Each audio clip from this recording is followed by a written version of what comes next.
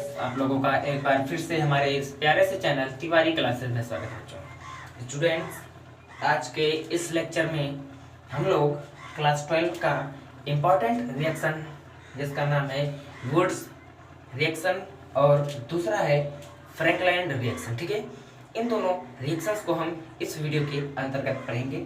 तो आइए सबसे पहले हम लोग वुड्स रिएक्शन को जानते हैं, ठीक है। तो हम लोग इसमें इम्पॉर्टेंट रिएक्शन, ठीक है, इम्पॉर्टेंट रिएक्शन जो कि क्लास 12 के बोर्ड एग्जाम में 100% पूछे जाते हैं ये रिएक्शंस। तो फर्स्ट है बच्चों, फर्स्ट रिएक्शन है हमारा, वह है, लिख दे रहे हैं, वुड्स रिएक्शन, वुड्स अभिक्रिया, ठीक है।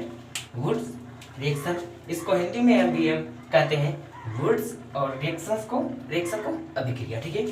तो देखिए वुड्स रिएक्शन जो होता है वह क्या होता है, वह होता है बच्चों कि शुष्क ईथर में, इसको वुड्स रिएक्शन का अर्थ यही है कि शुष्क ईथर यानी ड्राई ईथर की उपस्थिति में जब हम एल्किल हैलाइड यानी आर बॉन्ड एक्स, ठीक है, जब हम एल्किल हैलाइड यानी आर बॉन्ड एक्स में क्या सोडियम धातु से, किससे, सोडियम धातु यानी Na, ठीक है, सोडियम धातु से क्या कराते हैं, रिएक्शन कराते हैं, ठीक है, रिएक्शन कराते हैं, तब वहां पर उच्च एल्केन यानी हायर एल्केन बनता है, एवं तथा कार्बन का जो नंबर होता है, कार्बन की संख्या जो होती है वह सम संख्या होती है। मतलब कार्बन या 2 पाया जाएगा, या 4 पाया जाएगा, या 6 पाया जाएगा, या 8 या 10, लेकिन 1 3 6 7 9 11 13 इस प्रकार का नंबर कार्बन का नहीं पाया जाएगा, ठीक है।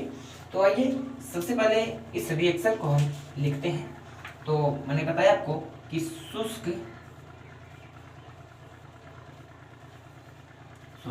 हिंदी में लिखते, शुष्क ईथर की उपस्थिति, शुष्क ईथर की उपस्थिति में किसको, शुष्क ईथर की उपस्थिति में बच्चों एल्किल हैलाइड,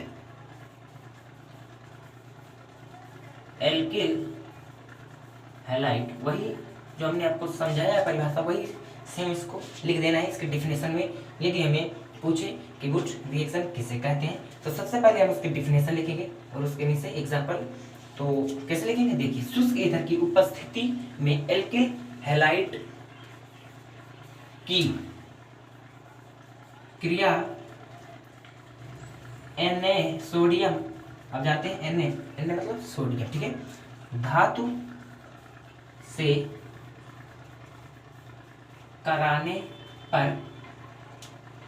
सोडियम धातु से कराने पर उच्च एल्केन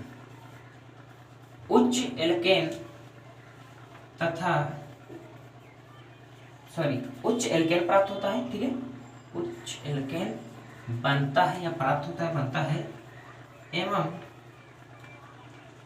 कार्बन की संख्या सम होती है, ठीक है, यानी कार्बन 2 होगा, कार्बन की संख्या 2 होगी, या 4 होगा, या 6 होगा, या 8 होगा, या 10 होगा, लेकिन 3 नहीं होगी, और 5 नहीं होगा, और 7 नहीं होगा, 11 नहीं होगा, इस प्रकार से नहीं होगा। तो आइए इसका रिएक्शन किस प्रकार से लिखते हैं उसको देखते हैं। तो आइए देखिए, शुष्क ईथर यानी जो हम यहाँ पर कैटालाइज्ड या उत्प्रेरक इसको कह सकते हैं, ठीक है, इसको हम लोग बच्चों ड्राई ईथर, शुष्क ईथर, ड्राई ईथर की उपस्थिति में किसको, एल्किल हैलाइड। तो एल्किल हैलाइड को हम क्या कहते हैं, आर बॉन्ड एक्स को हम इसको कहते हैं बच्चों एल्किल हैलाइड, क्या, एल्किल हैलाइड, इसको हम लोग कहते हैं alkyl halide, R bond X को हम कहते हैं एल्किल हैलाइड। अब देखिए एल्किल हैलाइड की एल्किल हैलाइड को जो ईथर की उपस्थिति में हमने एल्किल हैलाइड को किसमें Na से, Na यानी सोडियम, ठीक है, किससे, सोडियम से, प्लस सोडियम, सोडियम से क्या कराएंगे, रिएक्शन कराएंगे, क्रिया कराएंगे। Na से यहाँ पर सॉरी यहाँ पर रहेगा क्रिया कराने पर, ठीक है, भूल गया जल्दबाजी में, ठीक है, आप लोग जल्दबाजी मत करिए, आसानी के साथ समझिए। Na धातु से क्रिया कराने पर, ठीक है। तो देखिए जब हम एल्किल हैलाइड को सोडियम धातु के साथ क्रिया कराएंगे तो बच्चों आप लोगों को भी पता है कि जब ये Na इस X को, इस हैलोजन को, हैलाइड को, ठीक है, यहाँ से निकालेगा, तब ये जो इसका एल्काइल ग्रुप है इसका एक बॉन्ड टूट जाएगा, ठीक है। तो जब इसका एक बॉन्ड अधूरा हो जाएगा तो क्या होगा, तब ये कैसे बनेगा, ठीक है। तो इसीलिए यहाँ पर हमें जो ये एल्किल हैलाइड है इसको 2 बार लेना पड़ेगा, मतलब इसका 2 मॉलिक्यूल लेना पड़ेगा। तब यहाँ पर देखिए सोडियम का भी 2 मॉलिक्यूल, ठीक है, सोडियम का भी 2 अणु लेना पड़ेगा। तब देखिए एक Na इस X को, एक सोडियम इस X को और एक सोडियम इस X को लेकर यहाँ पर कंपाउंड जो बनाएगा बच्चों वह बनाएगा 2 बार NaX, ठीक है, 2 बार NaX बना लिया यहाँ पर। अब देखिए यहाँ पे इसकी भी एक वैलेंसी अधूरी हो गई और इसकी भी एक वैलेंसी अधूरी हो गई, तब ये दोनों मिलकर क्या बनाएंगे, यहाँ पर R बॉन्ड R, ये दोनों आपस में योग करके यहाँ पर 2R यानी 2 एल्काइल ग्रुप बना लिए। तो इसी को हम कहते हैं क्या, एल्केन। इसी को हम बच्चों कहते हैं एल्केन, इसी को हम कहते हैं एल्केन। देखिए यहाँ पर कार्बन की संख्या कितनी है, 2 है, देखिए 2 बार बनाए यहाँ पर। अब देखिए इसके एग्जाम्पल हम लोग ले रहे हैं, चलिए इसको मिटा दे रहे हैं और उसके बाद इसको हम एग्जाम्पल के थ्रू आपको समझा रहे हैं, ठीक है। ये था हमारा फॉर्मूला एक हिसाब से, अब इसको हम एग्जाम्पल के थ्रू, चलिए, ठीक है। यहाँ पर देखिए अब समझ चुके हैं कि हमें मीडियम जो लेना है ड्राई ईथर, ठीक है, मीडियम जो हमारा रहेगा वह रहेगा ड्राई ईथर। और यहाँ पर देखिए एल्किल हैलाइड, चलिए कोई भी एल्किल हैलाइड यानी CH3 बॉन्ड Cl, यहाँ पर हम Br भी लिख सकते हैं, Cl भी यानी हैलोजन ग्रुप, ठीक है, X का मतलब होता है बच्चों हैलोजन ग्रुप। तो यहाँ पर अब देखिए यहाँ पर जब हम Na सोडियम से, लेकिन यहाँ पर जो धातु है Na का मतलब ही है बच्चों वुड्स रिएक्शन, यहाँ पर हम इसको नहीं चेंज कर सकते, ठीक है, ये सोडियम में रहना चाहिए और यहाँ पर एल्किल हैलाइड को हम चेंज कर सकते हैं, लेकिन जहाँ भी एल्किल हैलाइड के साथ सोडियम दिख गया और उच्च एल्केन बन गया तो इसका मतलब है वह क्या है, वह कौन सा रिएक्शन है, वह है वुड्स रिएक्शन है। चलिए अब देखिए यहाँ से जब Na इस ऋणात्मक भाग Cl ऋणात्मक होता है, Na पॉजिटिव भाग होता है, ठीक है, तो अब जानते हैं ऋणात्मक और पॉजिटिव आपस में योग करके नया कंपाउंड बनाते हैं, ठीक है। तो देखिए यहाँ पर Na जो सोडियम है यह इस Cl को जब अपनी तरफ खींच लेगा, मतलब इस दोनों से योग करेगा तो इसका वैलेंसी अधूरा हो जाएगा। तो इसीलिए इसी का CH3Cl 2 मॉलिक्यूल लेंगे, कितने, 2 मॉलिक्यूल लेना पड़ेगा, किसका, CH3Cl का, CH3Cl यानी इसका जो नेम है बच्चों, इसका नेम है मिथाइल, इसका नेम लिख दे रहे हैं नीचे, मिथाइल क्लोराइड, इसका नेम है मिथाइल क्लोराइड, यानी मिथाइल क्लोराइड का हम कितना भाग, 2 भाग, 2 कंपाउंड लेंगे मिथाइल क्लोराइड का। तब यहाँ पर हमें सोडियम का भी 2 मॉलिक्यूल लेना पड़ेगा, यानी 2Na, सोडियम 2 बार, ठीक है, ध्यान से समझिए, आसानी के साथ समझ में आएगा। अब देखिए ये एक Na इस Cl को और एक Na इस Cl को लेकर यहाँ पे नया कंपाउंड बनाएगा NaCl, कितनी बार, 2 बार, 2 बार NaCl बनाया। अब यहाँ पर इसका भी एक बैलेंस देखिए यहाँ से टूटा है और इसका भी एक बैलेंस यहाँ से टूटा है, तब ये आपस में संयोग करके यहाँ पर क्या बना लेंगे, CH3 बॉन्ड CH3, या इसको हम लिखें तो C2H6 लिख सकते हैं ना, C 2 बार है, H 6, ठीक है, C2H5, इसका मतलब इसका नेम जो होगा बच्चों रेड कलर से लिख दे रहे हैं, इसका नेम हुआ 2 कार्बन है, एक सोने के मध्य एक ही बॉन्ड होगा, एक ही बंद होगा, तो इसलिए एन, तो इसका नाम हो गया एथेन। तो इतनी बात आपको समझ में आ गई। यही हमारा क्या कहलाता है, यही हमारा है वुड्स रिएक्शन। अब से एक बार देखिए, शुष्क ईंधन की उपस्थिति में, चलिए ड्राई ईथर हमने ले लिया जो कि कैटालिस्ट का काम करेगा, वर्क करेगा, ड्राई ईथर है।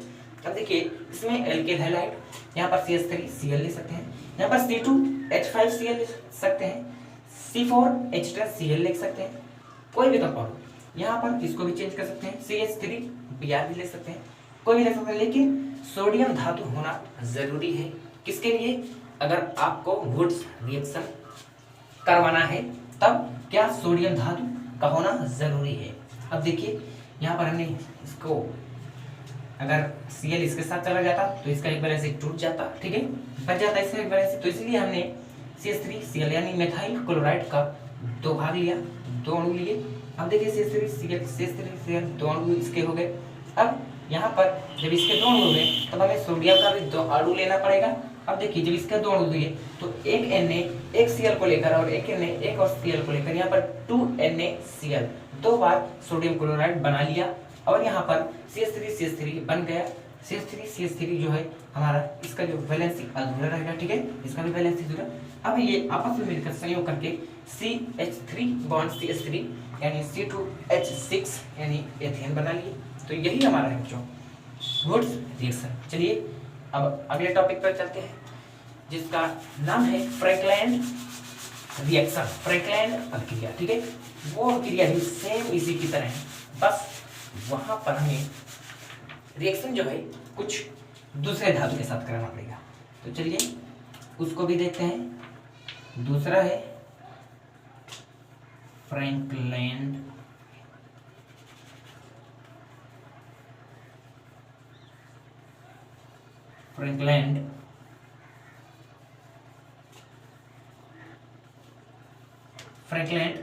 रिएक्शन, यानी इसको हिंदी में भी हम कहते हैं फ्रैंकलैंड अभिक्रिया।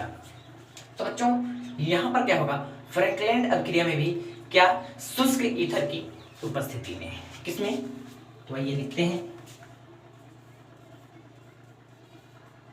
शुष्क ईथर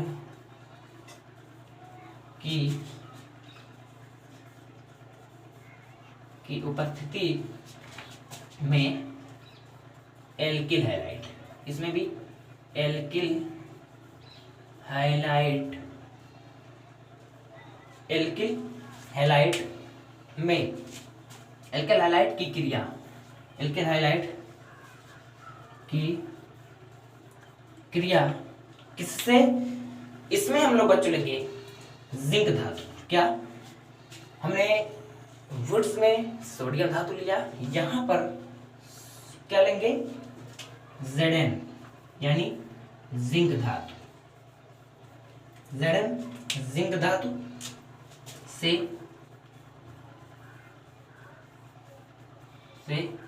कराने पर उच्च एल्केन,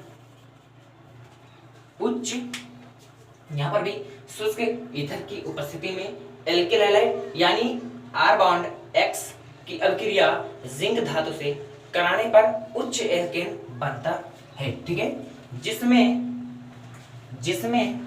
कार्बन की संख्या बच्चों सम होती है, इसमें भी कार्बन की संख्या सम होती है।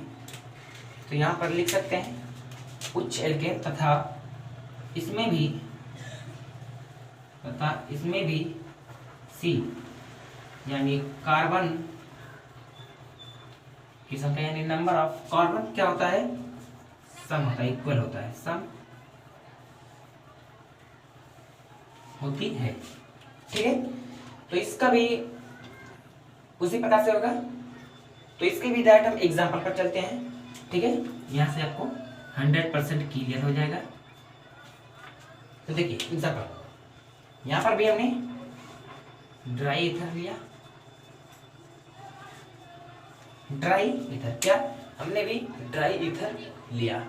अब देखिए ड्राई ईथर कितना, एल्केल हाइलाइट आप समझ चुके हैं, R बॉन्ड X, यही हमारा है एल्केल हाइलाइट। हमने आपको वुड्स रिएक्शन में बताया एल्केल हाइलाइट। बस यहाँ पर बच्चों आपको क्या करना है, Zn से अभिक्रिया, Zn यानी जिंक धातु से रिएक्शन कराना है। रिएक्शन कराने पर उच्च एल्केन, यहाँ पर भी हायर एल्केन एवं कार्बन की यानी नंबर ऑफ कार्बन जो होता है वह क्या होता है, इक्वल होता है, सम होता है। तो यहाँ पर भी देखिए Zn जब इस x को लेकर जाएगा, ठीक है, इस x यहाँ पर, चलिए एग्जांपल यहाँ पर भी हम मान लेते हैं, चलिए इस बार C2H5 bond Cl plus Zn और इसका जो मीडियम होगा ड्राई ईथर। कितना बार आपको 100% क्लियर होगा। आर की जगह पर C2H5CH3, इसको भी किसी को भी ले सकते हैं, एल्काइल ग्रुप है। CH3X हमारा हाइड्रोजन ग्रुप है, इसमें हमने Cl लिया, क्लोरीन लिया।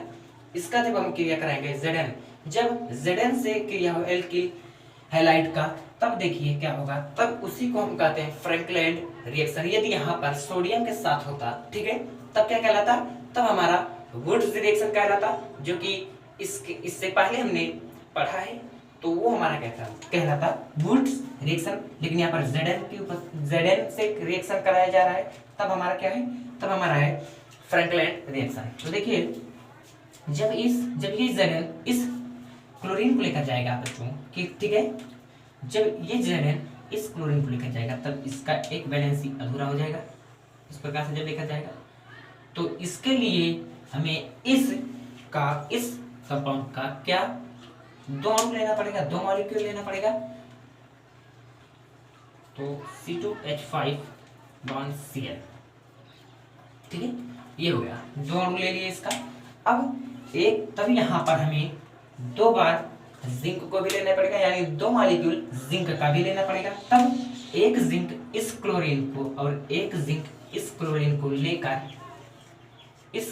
लेकर क्या बना लेगा, आप समझ चुके हैं, दो बार ZnCl यानी Zn। आपको यहाँ पर एक बात और ध्यान देना है, मैं भी भूल गया कि जिंक का ऑक्सीडेशन नंबर क्या होता है, +2। जिंक पर ऑक्सीडेशन मतलब ऑक्सीकरण संख्या +2 होता है। और यहाँ पर देखिए Cl क्लोरीन का -1। तो आप, इससे पहले हमने आपको रासायनिक अभिक्रिया का एक बेसिक केमिस्ट्री में बताया है, रासायनिक अभिक्रिया आप किस प्रकार से बना सकते हैं। वहां पर देखिए जब हम रिएक्शन कराते हैं तब जो निगेटिव का पार्ट होता है वो पॉजिटिव की संख्या बन जाता है, जब वो जो पॉजिटिव का ऑक्सीडेशन होता है वह निगेटिव वाले का क्या हो जाता है, संख्या बन जाता है। तब यहाँ पर देखिए Zn +2 है, Zn का ऑक्सीडेशन नंबर +2 है बच्चों, क्लोरीन का 1 है।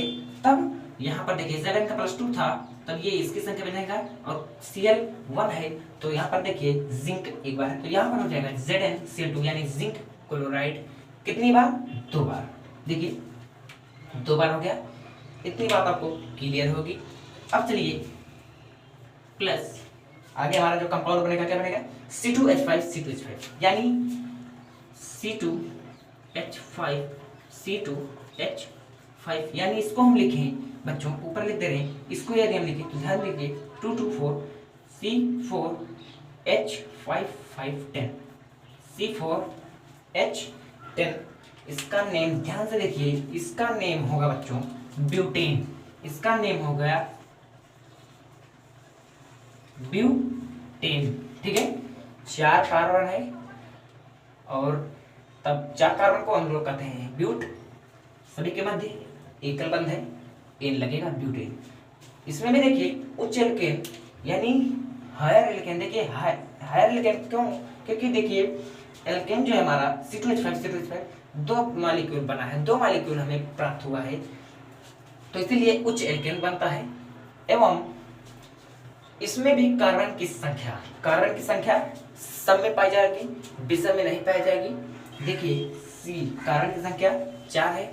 यदि कार्बन की संख्या 3 होती, 5 होती, 7 होती या 9 होती या 11 होता, तब क्या होता, तब वह हमारा जो होता कार्बन की संख्या विषम पाई जाती। ठीक है, तो यहाँ पर सम है तो देखिए सम पाई जा रही है। तो आप लोगों को ये रिएक्शन हमने 2 रिएक्शन पढ़ा, फर्स्ट है वुड्स रिएक्शन और सेकंड फ्रैगलैंड रिएक्शन। दोनों ही रिएक्शन आसान है। वुड्स रिएक्शन में बच्चों हमें ड्राई ईथर की उपस्थिति में सोडियम धातु के साथ रिएक्शन कराते हैं, तब हमें वहां पर उच्च एल्केन एवं कार्बन की संख्या सम मिलती है। और जो हमारा दूसरा है फ्रैगलैंड, इसमें भी ड्राई ईथर की उपस्थिति में, ठीक है, ड्राई ईथर की उपस्थिति में जिंक से रिएक्शन कराते हैं, तब हमें उच्च एल्केन, हायर एल्केन एवं नंबर ऑफ कार्बन की संख्या सम पाई जाती है।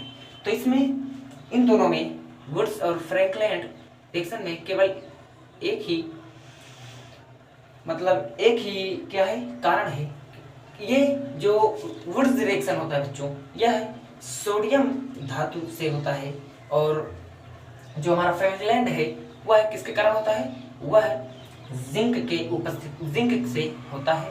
तो यदि अगर एल्किल हैलाइड में आपको जिंक से रिएक्शन दिख जाए और ड्राई ईथर की उपस्थिति में, तो आप तुरंत उस चीज को दिमाग से सोच लेना कि वह क्या है, वही हमारा फ्रैगलैंड रिएक्शन होगा। और यदि यहाँ पर सोडियम के साथ Na के साथ रिएक्शन दिख जाए एल्किल हैलाइड में ड्राई ईथर की उपस्थिति में, तब आप तुरंत कहेंगे वुड्स रिएक्शन है। तो इतनी बात आपको क्लियर होगी। ठीक है, तब तक आप हमारे चैनल पर बने रहिए और अगली वीडियो का इंतजार कीजिए। तब तक आप हमारे इस वीडियो को देखते रहिए। बाय।